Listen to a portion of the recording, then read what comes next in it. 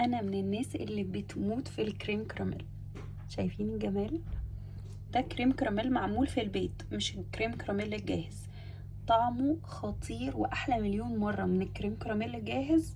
مش قادره اقول لكم ازاي كريمي وتحفه تحفه. بصوا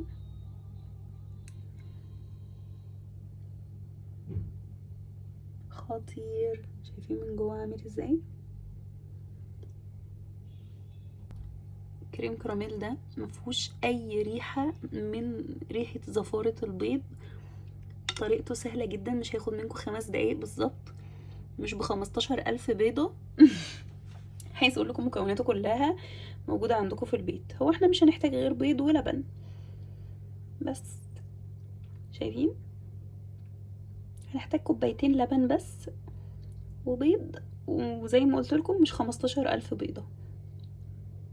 تحفه تحفه تحفه. اهم حاجه عندي كمان انه سكره مظبوط، يعني على الشعره. بصوا مفهوش بقى سكر كتير يجزع، لا خطير. طاسه على النار هنحط فيها نص كوبايه من السكر الناعم وهنفرده كويس.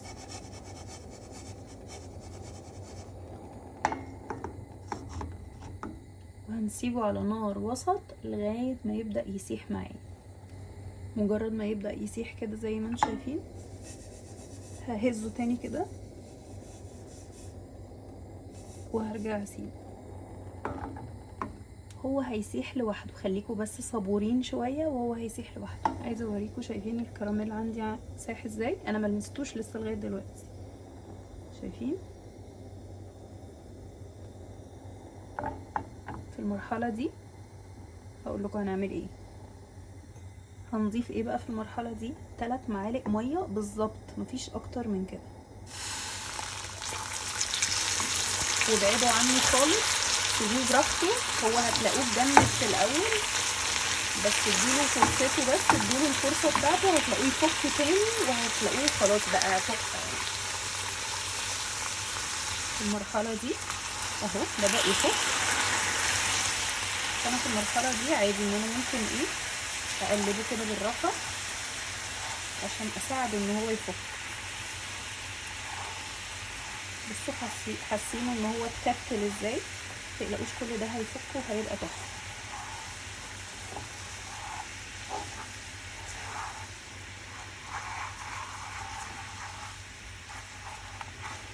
عايزه اوريكم الكراميل بقى عامل ازاي. شايفين؟ ساح وبقى خطير، يعني خلاص ما احتاجتش اي حاجه. هنيجي دلوقتي بقى نجيب الصينيه او القالب اللي احنا هنستخدمه. تمام، هصب فيه الكراميل على طول.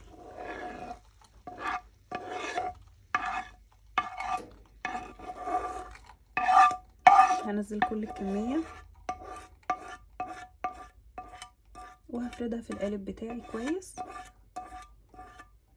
وهسيبه على جنب. بس انا كده خلصت الخطوه المهمه اللي احنا محتاجينها. قلبت القالب بتاعي اهو، غلفته،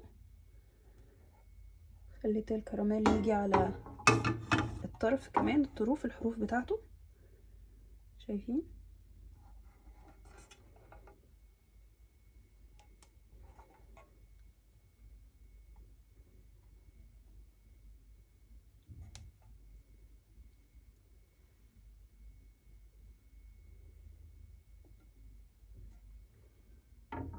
بس خلاص انا هسيبه على جنب دلوقتي. حلة على النار هنحط فيها كوبايتين من الحليب لغاية ما ادفيهم، ما يبقوا دافين، اقرب لان هما يبقوا سخنين.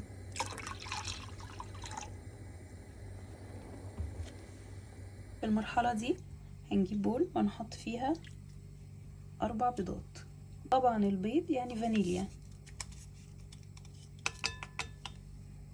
هنحط عليهم 3 معالق سكر كبيرة، وممكن تزودوا لحد نص كوباية سكر لو انتوا بتحبوا الكريم كراميل مسكر، بس انا بحبه سكره مظبوط فبحط 3 معالق كبيرة بس. هنقلب بقى كويس قوي لغاية ما نخلطهم مع بعض. والمرحلة دي مش بتاخد اي وقت، ما تقلقوش يعني. خلاص قلبنا البيض مع الفانيليا والسكر. هنجيب اللبن بتاعنا بعد ما قلتلكوا وصل لمرحلة ان هو لو هو يعني ايه بارد ولا هو سخن، وابدا انزله كده واحده واحده وانا بقلب على طول، عشان انا مش عايزه البيض يستوي. تمام، مش عايزاه يكلكع، مش عايزه البيض يكلكع.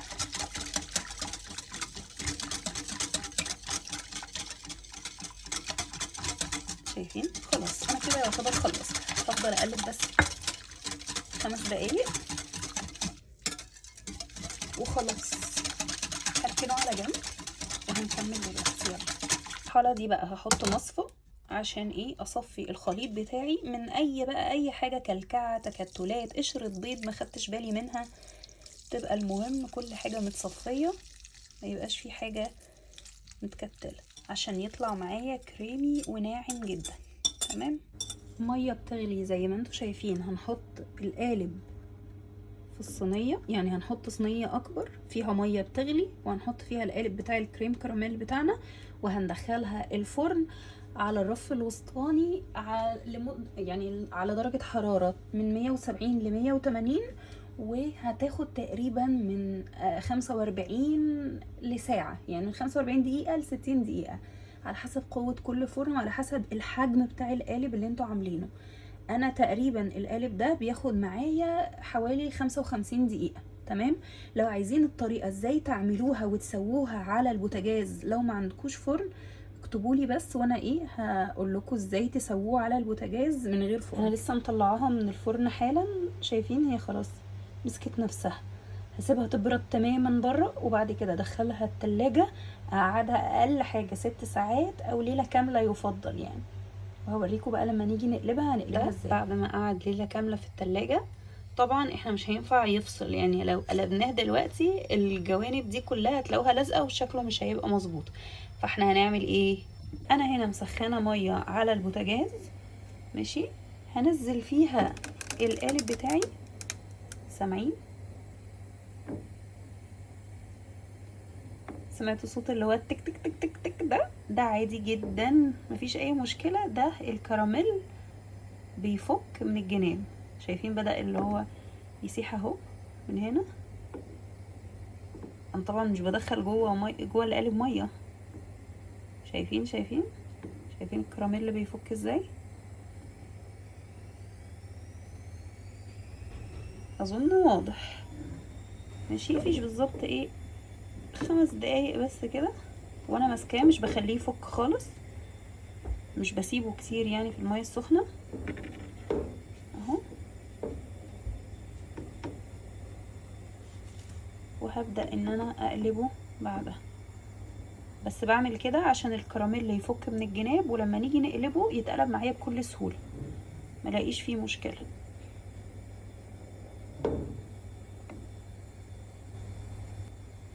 خلي بالكوا عشان ما تدخلوش فيه ميه. اهو خلاص هطلعه كده على طول.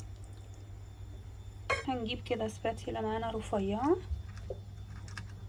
بصوا هفك كده الجناب بتاعته بالراحه من فوق.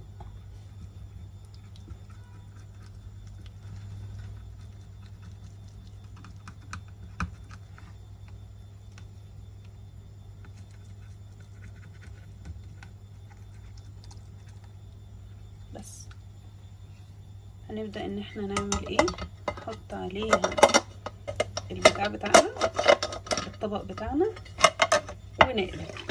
اوبس، هو طبعا شكله اتقلب يعني. بسم الله الرحمن الرحيم. واو، القالب مفيهوش اي حاجه. همسح الطروف بتاعته كده بس